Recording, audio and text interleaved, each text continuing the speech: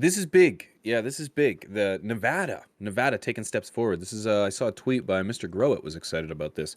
Nevada approves cannabis lounge regulations, hoping open in 2022.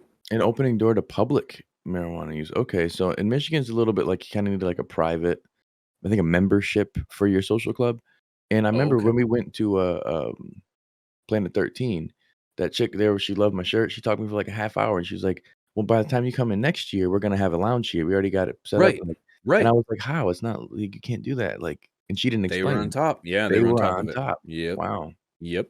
Yeah, I Wow. remember you having that conversation. And this is awesome. This is a great step forward for cannabis, for the state, and of course, more importantly, the people, man. A year after lawmakers passed a bill authorizing cannabis consumption lounges, Nevada officials have approved regulations that pave the way for bar-like establishments where people could use cannabis.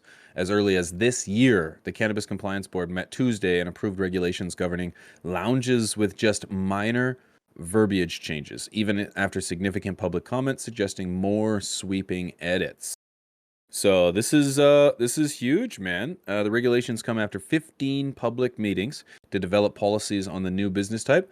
Up for grabs are 40 to 45 licenses for lounges that would be attached to existing cannabis dispensaries. Damn, son. Oh, yep. So already existing, and 20 for independent lounges, including 10 with sharply discounted fees reserved for social equity applicants. Okay.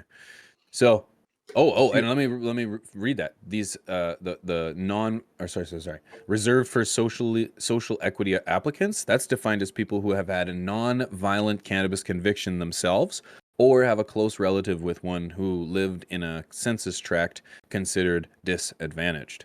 So I can get behind this. I can get behind this. I'm not typically in favor of, you know, Government. hiring or firing based on anything other than merit, and the ability to perform the duties. But when it comes to a system that has been, systemically oppressing a certain demographic, then yeah, there needs to be some repentance there. And I think what a great way to start, by offering employment and opportunities to those who have been wronged by the very same system that is now going to reap benefits from your activism. Well, So, see, with those social equity programs, at least in Michigan here, what they do is they'll give you a pretty significant discount rate on your fees.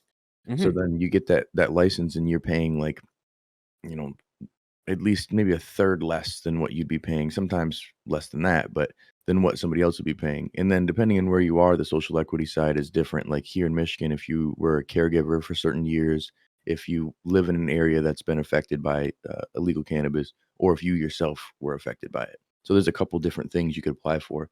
Probably similar in Nevada, but the fact that that's even a thought, huge. mhm, mhm. Huge. Yep. I think Yeah. that's where if you look at it, it's like, okay, we're gonna allow people who have experience in this industry get a discount. That's really what it is. Mhm. Do you have experience with this plant or with this product? Well, obviously you do. You have a fucking charge or your family member Yeah, did. we nailed you with it. We proved it. Yeah. So here you go. Yeah. Yep. Totally behind on this, or I'm totally behind on this. I'm totally behind this, and this is a great step forward. So shout out to Nevada, man, because I hope every other state, and my country included, are kind of taking note. Well, looks like we know what we're doing in November, boys. You know what I'm Yeah, consumption. saying?